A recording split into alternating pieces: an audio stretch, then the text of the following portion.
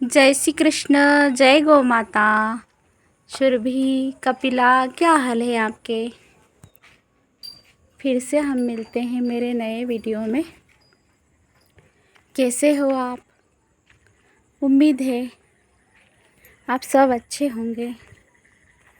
मैं मेरे नए चैनल में आपसे अपनी एक जर्नी शेयर करना चाहती हूँ। जर्नी क्या, मैं वो बताना चाहती हूँ जो मेरे जीवन में सबसे बड़ा एक बदलाव आया। आप सोचोगे कि नए चैनल पे ये बातें सब शेयर करने की क्या आवश्यकता है, लेकिन जो लोग शहर को छोड़कर गांव में बसना चाहते हैं उनके लिए हो सकता है कि मेरी बातें उनके काम में आ जाए, और यदि वो सोचते हैं तो उस बात पे विचार करेंगे। तो यदि आपको ये बातें अच्छी लगे और मेरा अगला अनुभव सुनने की इच्छा हो तो कृपया करके मेरे इस चैनल को लाइक, सब्सक्राइब और कमेंट्स कर दे, क्योंकि इस यूट्यूब का मुझे कोई अनुभव नहीं है।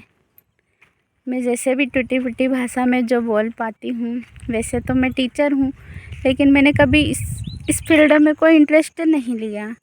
लेकिन अभी जो मेरे जीवन में एक घटना घटी, वो उस घटना ने मुझे चिंतित कर दिया था। अतः मैं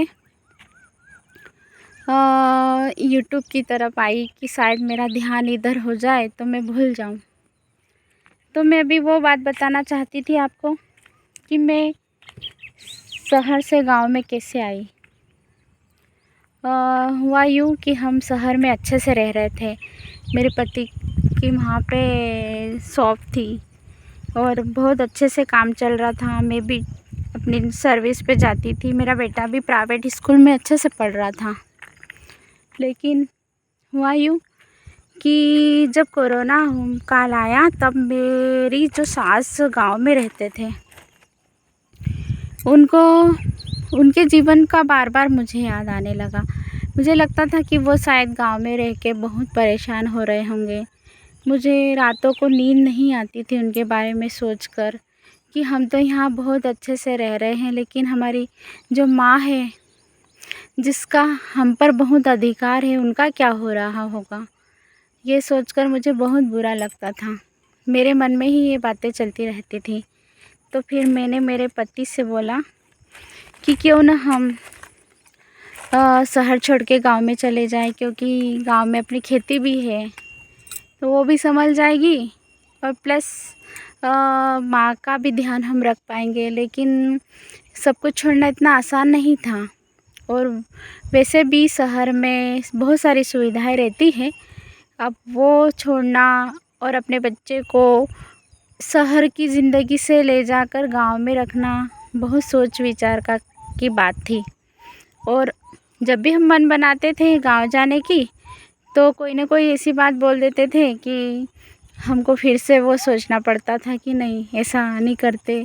फिर वहाँ पर भी हमारा मकान था जहाँ हम रहते थे। फिर ऐसा करके फाइनली मैंने सोचा कि नहीं, हमको तो गांव में ही जाना है। यदि हम हमारे बच्चे के भविष्य को देखते हैं तो उस माँ का क्या होगा जिसने तकलीफ़ उठाकर अपने बच्चे को बड़ा किया। उस माँ का क्या होगा जो तड़पते हुए हमारा इंतज़ार करते हुए इस संसार से चली जाए। फिर हमने फाइनली सोचा, और सितंबर 2021 में मेरा ट्रांसफ़र शहर में न करवा कर गाँव में करवाया, और हम लोग गाँव में आ गए। अब गाँव में आए, बच्चे को सरकारी स्कूल में डाल दिया। सरकारी स्कूल में डाला, उसके बाद भी हमारी समस्याएं ख़त्म नहीं होने वाली थी। क्या हुआ कि बच्चे को उसके बाद शहर की याद आने लगी, उस गांव की, उस शहर की, उसमें वो जो जहाँ पे वो पढ़ता था, उसके दोस्तों की, उस घर की वो भुला नहीं पा रहा था। फिर उसके बाद उसको फिर हम रोज़ ऐसे टहलवाने के लिए बाहर ले जाते थे, उसको भुलाने के लिए कोशिशें करते थे। करीब 1 महीने तक बहुत रोता रहा वो। फिर हम भी रोज़ सोचते थे कि अरे हमने बहुत बड़ी गलती कर दी क्या यहाँ आके। पर जैसे तैसे उसको हमने समझाया कि गांव का ऐसा वातावरण रहता है, गांव में हरियाली रहती है, गांव की हवा शुद्ध होती है, गांव में मित्र बच्चे सरल होते हैं। और धीरे धीरे फिर वो भी उस गांव में अच्छे से एडजस्ट होने लगा। फिर बाद में धीरे धीरे हमको यहाँ पर इतना अच्छा लगने लगा कि बच्चा भी बहुत सेट हो गया। उसको अब शहर में जाना नहीं अच्छा लगता। अब वो गौ माता, खेती और पढ़ाई में इतना मस्त है कि अब ऐसा लगता ही नहीं कि हमने यहाँ आकर कोई गलत फैसला किया। तो मैं सबसे यही कहना चाहती हूँ कि यदि आपका गांव में कोई रहता हो, अपने माँ बाप रहते हैं और गांव में थोड़ा बहुत हमारा कुछ खेती बाड़ी है, तो हम सोच सकते हैं गांव में आने की, क्योंकि अब तो सारी सुविधाएं गांव में मिलने लगी है। स्वास्थ्य सेवाएं भी है और प्लस स्कूलें भी, बसें भी सब आती रहती है गांव में। तो हम सोच सकते हैं गांव में आने की। और माँ के साथ रहने का अनुभव इतना अच्छा है, ऐसा लगता है कि हमने जो किया बहुत अच्छा किया। माँ बाप हमारे लिए तरसते रहते हैं, तो उनकी खुशी में ही अपनी खुशी है। मैं यदि ये फ़ैसला ना करती और अपने बच्चे को शहर में पढ़ाती तो क्या होता, वो पढ़ के बहुत अच्छा बड़े बड़े पद पे बैठ जाता। ज़्यादा से ज़्यादा ये होता कि वो विदेश चले जाता।